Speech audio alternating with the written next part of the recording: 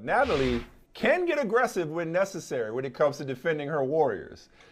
Friend of the show, Madam Hoopstress herself, Natalie, guest host of the show. We haven't seen you since you and your fellow Hoopstresses held it down for us.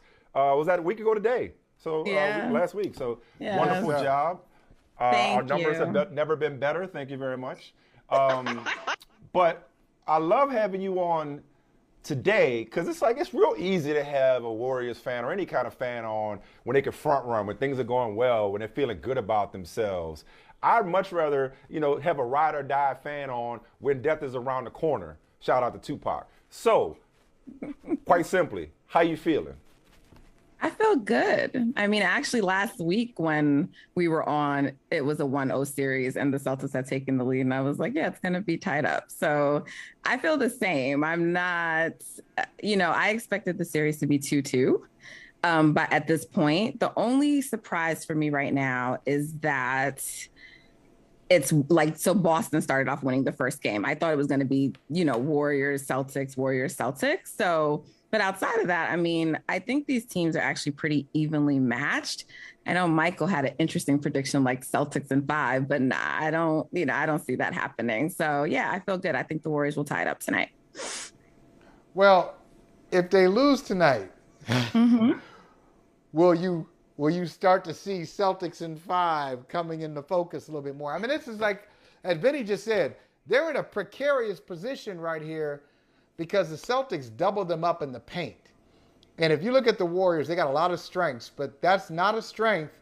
They don't have a big guy. If they had somebody like Rob Williams, they might be unbeatable. But they don't have a rim protector, and the Celtics are really taking advantage of them. Can you see how the size advantage is one of the things that kind of fueled my prediction? Yeah, I mean, I think the size advantage is what people have been pointing out about Golden State all year, but they were still like one of the best rebounding teams in the league. I don't think in terms of like a rim protector or protecting the paint that the Celtics are actually any more better at it than the Memphis Grizzlies, let's say. And the Warriors led that series for the most part in rebounding. And when they won game 2, they won by winning the points in the paint as well. So like, while yes, like those are advantages for the Celtics, I don't think that they can stop the Warriors from getting in the paint. I mean, I think what happens is either if they're preventing them from getting into the paint, the Warriors will hit some outside shots, then that will loosen up the paint, and then they'll be able to get to the paint. And they just were not hitting their shots as much, but the offense was pretty good in the last game. It was really their defense. Their defense always helps drive their offense. And the Warriors are actually a great defensive team, something not talked about for whatever reason. It's like Boston is the only defensive team in this series. They're not. And so when the Warriors play great defense, it's going to force some things in transition. The Celtics are a known turnover prone team. Both of these teams are. The fact that they really didn't have that many turnovers last game speaks more to the Warriors' lack of defensive effort than, anything else. Well, and that defensive effort, as we know, starts with Draymond Green, who's, as usual, been the center of attention and the center of conversation, right where he likes it. What's your take on Draymond taking heat for being a podcaster in his spare time?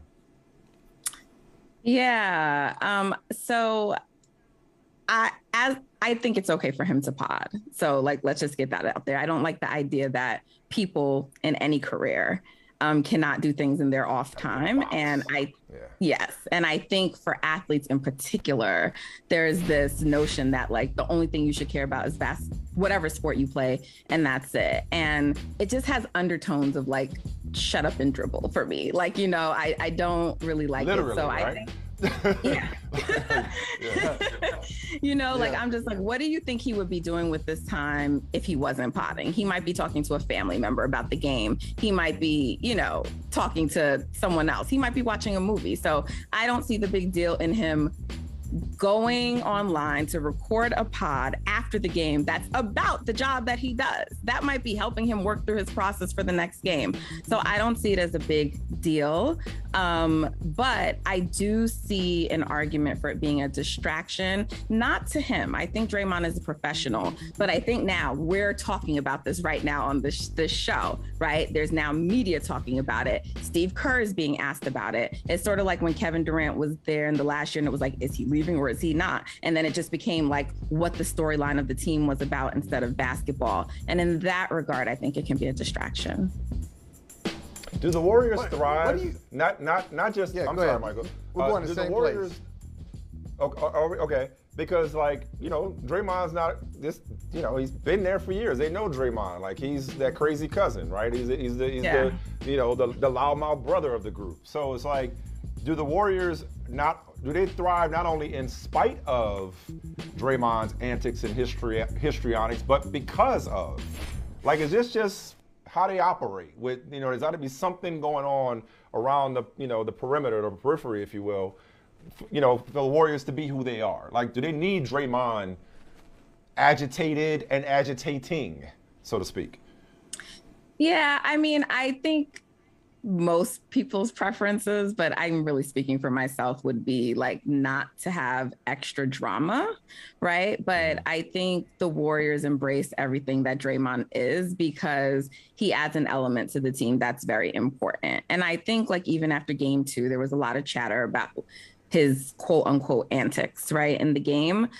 And I think that he even mentioned on his podcast that there were people in his ears, and my guess it's people who he trusts, people who he listens to, saying maybe like tone it down a little bit, right? And that's why he didn't have that same defensive intensity. And that actually hurt the Warriors. So I think there's a balance, right? But I think Draymond, like many of us, may just struggle to find that balance. Like balance is a hard thing to find. And so he's either 10 or he's like 1, And so I think you have to just take what comes with him being on 10 because most times it's going to be the best things for the Warriors. All right. Is that where you were going, Michael? Is that where you were going? That's exactly where I was going. And I was going to ask, and you just got to it, Nat. The part of my question was going to be, who on the Warriors can go up to him and say, good job, or that's enough?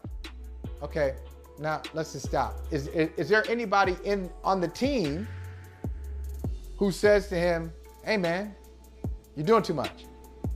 Yeah, of course. I mean, first of all, that starts with Steph. Steph is probably the main and only person I think who can always like get through to Dre. But like we saw Andre Iguodala, I can't recall which game it was after, but it was in this postseason where Dre was kind of doing a lot. And I mean, I don't know, but you kind of saw a camera cut to them and Andre was like talking to him. So yeah, I mean, I think obviously like the vets and like the guys who won it with him, I certainly think that they can. But again, I don't think it's an issue of not being able to tell him to chill because that's what he tried to do in game 2. That's what he honestly tried to do in game 6 of 2016 after he got suspended. People don't recall this because they just focus on how great he was in game 7, but he was suspended for game 5, came back in game 6, and he really was not Dre. And you could tell he was holding back because he didn't want to put the team in jeopardy. So I think this is more of him not knowing how to find the right balance. And so it's like, F it. Like, we're just going to let Dre be Dre. But I don't think it's because people are scared to talk to him or can't, or he won't listen. I think it's just like, look, this is the best we're going to get in terms of what he brings in the balance. So let's just accept it and we'll deal with the consequences if there are some. Nat, what I love about the NBA Finals in any year, it's a drama. It's an ongoing. It's like an episodic drama, and they don't necessarily. There are characters, familiar characters, but then they go to different spaces and peaks and valleys and all this stuff. So we have 3 parts down. Part 4 is tonight. You've seen 3. Yeah. What can you say definitively about these teams? And or maybe a better question is, can you say definitively who the best team is after 3 games? I mean, my fan opinion is that the Warriors are the best team, and what would give them that advantage, in my opinion, is that the teams are talent-wise, I think, pretty evenly matched. So, but the Warriors have the best player in the series, and I do think there's a difference in the level between. Tell Michael that. Yeah, there is between a Steph Curry. That's right. No, not shooter. I hate that. Right, he did again. I hate that, but. How is he not the best player? Sorry, Nat. How is he not the best player? You've done this 3 times in the last several days. You took exception twice with me, and now again with Natalie. How is Steph not the best player in the series? Forget about body of work, but this series. Did you see the tour de force? You see the tour de force from Jason Tatum in Game 3, where you get the points, you get 26 points, you also get 9 assists. Got 22 assists in the 2 wins, by the way. 22. Those are Steph Curry numbers. Okay, those are point guard numbers. And he's able to defend multiple positions on the floor. Able to defend multiple positions. So that's the edge, right? That's the edge. No, but the impact isn't the same, right? Like the counting stats can be comparable, but the impact isn't. First of all, like this also speaks to how the Warriors are not playing good defense, because Jason Tatum had a career high in assists in Game 1. Like he doesn't average 13 assists. Like these are not numbers that are even typical for him. So that speaks to like what their defensive strategy is and that it's not going well. But secondly, like the offensive rating for the Warriors is like almost a 117. It's like a 116.7 or 9 when Steph is on the court. And then when he is off the court, it dips to like a 90, like just a crazy low number 91. In the 90s. Yeah, the impact is just not the same. The impact metrics are not the same. And the consistency is also not the same from Jason Tatum that it is for Stephen Curry. And the efficiency is not the same. And while Stephen Curry, just because of his sheer size, is not going to be the defender that Jason Tatum is, he is actually a very, very good defender. And we have to start recognizing that. And I get what happened. He is a good defender. Oh my God. I'll give you. What year is this? Are you still doing this? No. I ain't saying he's bad. I'm not going to say he's bad. We cannot use. I'm not saying he's bad. I'm not even saying he's average. I won't say he's average.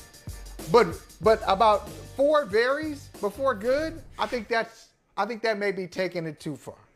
Oh, okay. Very, very, very good defender. But wait, hold on. Did you just slander StatMuse? Like, wait a minute, hold on. That's a little bit, because they troll. They're great. They have stats, but they control. So I don't mean that like.